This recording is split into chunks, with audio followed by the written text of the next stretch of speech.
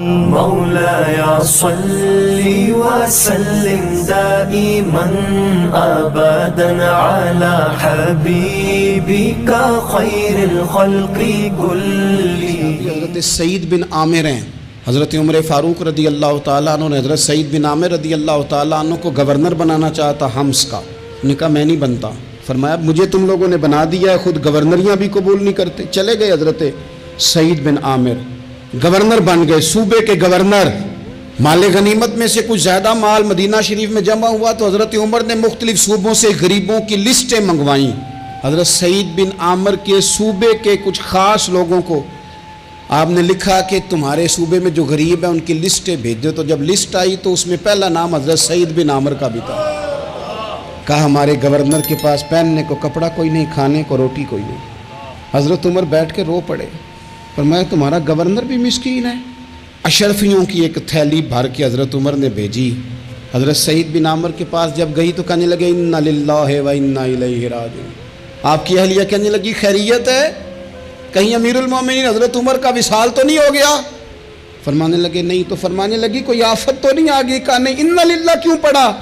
ولی مانس دیکھنا میرے پاس دنیا آ گئی ہے، میں نے تو جان چھڑائی تھی اس سے، کہ میرے پیچھے بھاگتی ہے.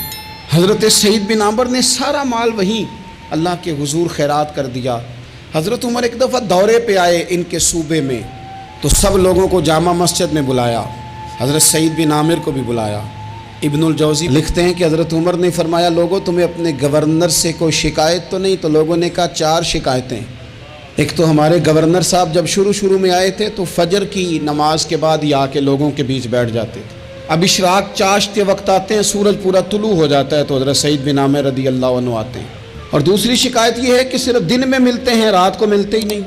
اور تیسری شکایت یہ ہے کہ ہفتے میں ایک پورا دن ہوتا ہے ملاقات ہی نہیں کرتے. اور چوتھی شکایت یہ ہے کہ کبھی کبھی بیٹھے بیٹھے رونے لگتے ہیں اور بے ہوش ہی ہو جاتے ہیں.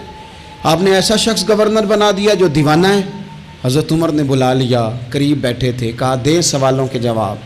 گردن جھکی ہوئی ہے. عرض کرنے لگے امیر المومنین میں نے تو پہلے ہی کہا تھا میں گورنری کے قابل نہیں، میرے والا کام نہیں.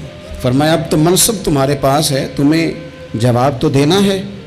حضرت سعید بن عامر کہنے لگے حضور 4 میرے ساتھ مسئلے ہیں.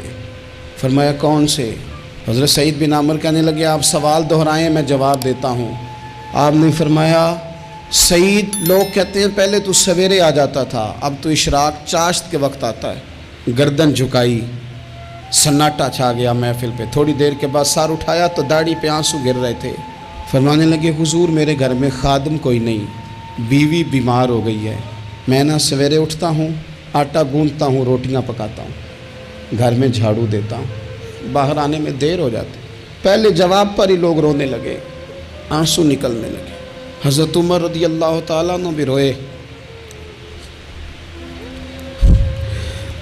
پھر فرمایا کہ سعید تو دن کو ملتا ہے تو رات کو کیوں نہیں ملتا؟ اپنی داڑھی پکڑ لی.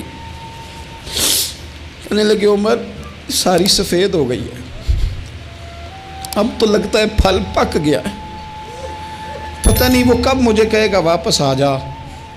میں نے نہ دن مخلوق کے لیے رکھا ہے، رات اپنے رب کے لیے رکھی ہوئی ہے، مجھے تکلیف نہ دی جائے. گورنر کی بات کر رہا ہوں. پھر کہا سعید یار ہفتے میں ایک دن ملتے کیوں نہیں؟ کہنے لگے عمر یہ میرے رب کے ساتھ پردہ ہے، اسے نہ کھولا جائے. میرا پردہ ہے نا، میں نے اپنے رب کے ساتھ اپنے پردے رکھے ہوئے ہیں. فرمایا نہیں آپ بتائیں. حضرت سعید بن عامر کہنے لگے غریب ہوں، ایک کی جوڑا میرے پاس ہے، میں غریب ہوں. میرے جیسے لوگ ان کے پاس درجنوں جوڑے ہیں اور اس کے باوجود ان کی زبانوں پر شکر اس طرح نہیں آتا جیسے آنا چاہیے. میں نے کہا نا کہ میری اجرت میری محنت سے زیادہ کیوں ہے؟ میرے محسن تیرے احسان سے ڈر لگتا ہے. حضرت سعید بن عامر کہنے لگے ایک جوڑا ہے، ہفتے میں ایک دن دھو کے خشک ہونے کو ڈال لیتا ہوں، پھر بیوی کے کپڑے پہن کے بیٹھا رہتا ہوں.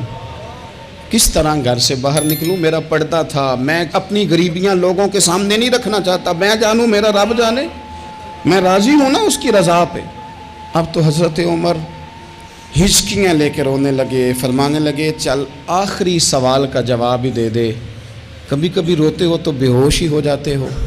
حضرت سعید بن عامر پھر رونے لگے، فرمانے لگے بڑی عمر کا ہو گیا تھا جب کلمہ پڑھا تھا، جب وہ پچھلے گناہ یاد آتے ہیں نا، میرے سامنے لوگوں نے حضرت حبیب بن عدی کو سزا دی تھی مکے میں، اور میں اس وقت مسلمان نہیں تھا، میں مدد نہیں کر سکتا۔ جب وہ وقت یاد آتا ہے تو برداشت سوچتا ہوں کیسے اللہ کے حضور جاؤں گا۔ دوستو دعا کرنا، یہ وطن جو داتا صاحب کا ہے، جو بابا فرید کا ہے، جو غریبوں کا ہے، کمزوروں کا ہے، مزدوروں کا ہے، اللہ اس ملک کو بھی کوئی ایسا شخص عطا فرما دے